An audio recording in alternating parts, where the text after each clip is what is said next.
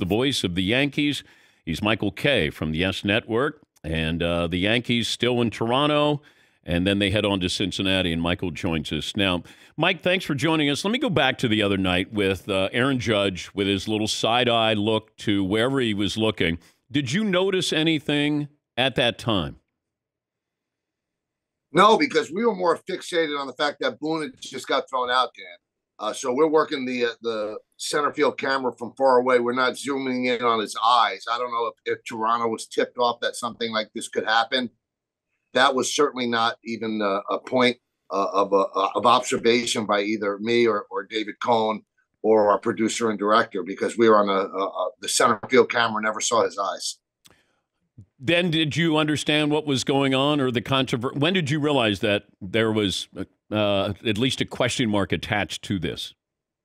After the game, because it was in the eighth inning that happened, and then he hit the monster home run. I think it became a big thing. They showed the eyes darting, Dan, and then obviously he hits this home run 462 feet.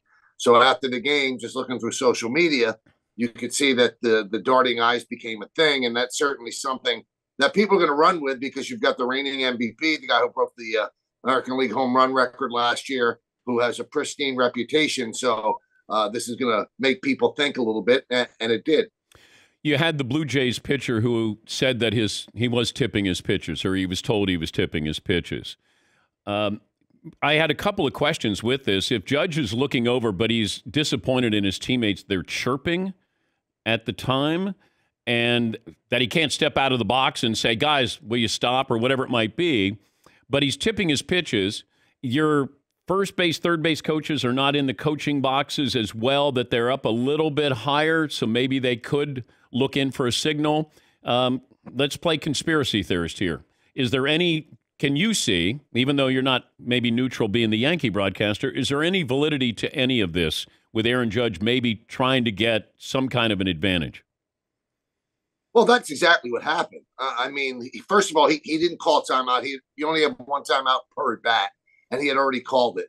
And the way he was darting his eyes, there's no way his teammates could see that he was darting his eyes. You know, I was told later, he was trying to see who was talking so he could address it later. All of that is all fun and games. What happened was that the Yankees were doing good old-fashioned baseball gamesmanship. They picked up a tip, they picked up a tell, and they knew what pitch he was going to throw. And so it was probably be relayed by Travis Chapman, the first base coach.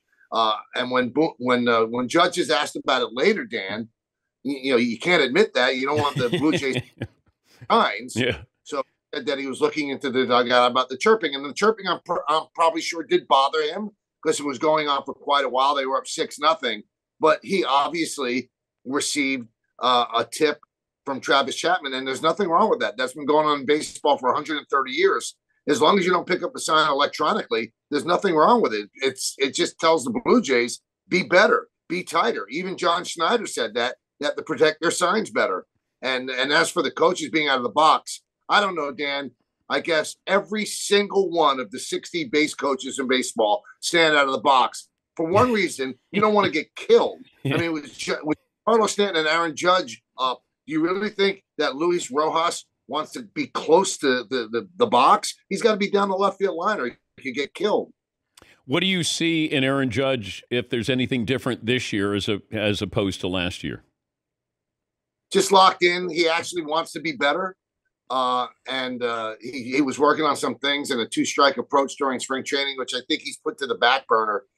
But you look at his numbers, and remember, he missed 10 games with the hip injury, and his numbers are still extraordinary with 11 home runs. He's one of the best players in baseball. If it wasn't for Ohtani, who was a unicorn, I think you could say he's clearly the best player in baseball. He's in the middle of his prime. He's amazing. And you know what else I see, Dan? He's incredibly beloved by his teammates. And you and I have been around athletes a long time. Sometimes the stars are not like that much. There's jealousy. People don't wish the best for them in quiet moments. When he hit that 60-second home run last year, Dan, every single Yankee was as overjoyed for him as he was for himself. And I think that continues to this day. He embodies everything that you want a captain to be. So the Yankees had to bring him back. They wanted to bring him back. And obviously he did come back. And I don't see the money or the length of contract affecting him at all. I'm still amazed at some of the pitches he hits out, Mike, because they look like meatballs. I'm still amazed that you don't either go inside or go outside. I have to treat him like Barry Bonds. There's a bread box there, and I'm not going into that bread box. If he hits a bad ball home run, God bless him. But some of these pitches, it feels like batting practice for him. Is it just the pitching today? And, their approach? I mean, they're throwers. They're not many pitchers. Well, I was amazed all year, Dan, especially in the second half of last year when everybody was hurt but him. He really carried the Yankees during that stretch. And that people were still pitching to him. But then when he got close to 60, all of a sudden the pitchers and the teams didn't want to be the victims of the milestone home runs. So they were very careful and they walked him. And it took him a long time to get those home runs because of the way people approached him. I'm still stunned that they don't pitch to him and treat him like Barry Bonds, because why would you pitch to him? Because you'd say, okay, even when Stanton's healthy, you got to face Stanton or Rizzo behind him. And they're both fine players, but wouldn't you rather take your chances with them than with Aaron Judge? And even now, they're right back to challenging him. And what did Einstein say? If you do the same thing over and over and the results are the same, well, this is insanity. So, good for him, good for the fans to watch him hit home runs, but it is a little odd. And one other thing about, darting to the eyes and getting the pitch, maybe from Chapman, Dan, you would have hit that ball over the left field wall. It was a hanging slider. There's no sign for that. Well, I would admit that I cheated, though. I would say yes. I got tipped off. Plus, didn't the pitcher throw like 6 consecutive sliders? Like at one point, you go, how about something else?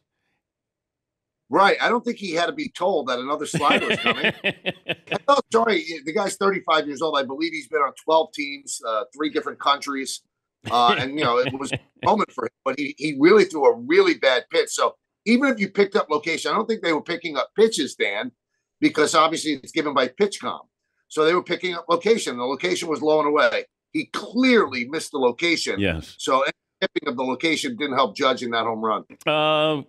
Diego Herman with the illegal substance. What do you think he had on his hand there, Michael? I think they put like an overabundance of rosin and sweat, and it gets really, really sticky. And I think that one thing that baseball has to do, and believe me, Dan, I'm not absolving Herman. When you've already been ticketed, and the guy's behind the sign on the merit, you don't go fast by that sign. He was already stopped against the Minnesota Twins on Jackie Robinson Day, and he did the same thing. That is not that smart. Now, I think that baseball has to give a baseline. This is what's acceptable. This is what's not. Every single umpire has a different opinion of what sticky is. Yeah. And James Hoy said he's never seen a hand that sticky yesterday. So I'm sure Boone didn't argue. Boone looked like he was pretty chapped at Herman. But they've got to come up with a substance. This is what you could put on your hand. This is how much you could put on it. And another thing I think they should do as well, Dan, if you looked at Herman's spin rates, they didn't go up. So, what's the sticky stuff for other than get a better feel and maybe command of the pitch? But if they go up 300, 400 revolutions, then they're using the sticky stuff for something nefarious. But I think that even Max Scherzer, his RPMs did not go up that much. I think that's what should be looked at. And if you see a spike in the RPMs, then obviously that's when you could step in and check the hand. If the Angels are out of the playoff chase by the trade deadline, could you see the Yankees making an offer for Ohtani? I could see every team making an offer, but the dangerous part is I think that Ohtani is going to become a free agent. So if the Angels are going to trade one of the greatest players who ever lived, they're going to want a big, big return. Do you want a big, big return going to the Angels? And you might have the guy for 2 months. Now, there's some school of thought, well, let's get him, show him how great it is here. And then all of a sudden, he'll be more apt to sign. This guy's going to cost over $50 million a year. I don't know if anybody's going to give up to the Angels what they need to give up just for a 2-month rental. Could it happen? I think everybody would be interested at the right price. But I think Artie Moreno is going to try to keep him, too. How do you let that guy go? Because not only is he a great player, he makes a team a lot of money off the field. Yeah, but does he want to stay? All he has to do is look around and see Mike Trout and go, that guy's got 3 playoff games in a Hall of Fame career. It's funny, Dan. I sat next to Ohtani when he just signed with the Angels. This was at the Baseball Writers Dinner in New York. And, he said to me, he speaks English pretty well. He goes, why is everybody so upset that I didn't come to New York? I said, because they wanted you to play here. They wanted to see you play. And he goes, well, maybe next time.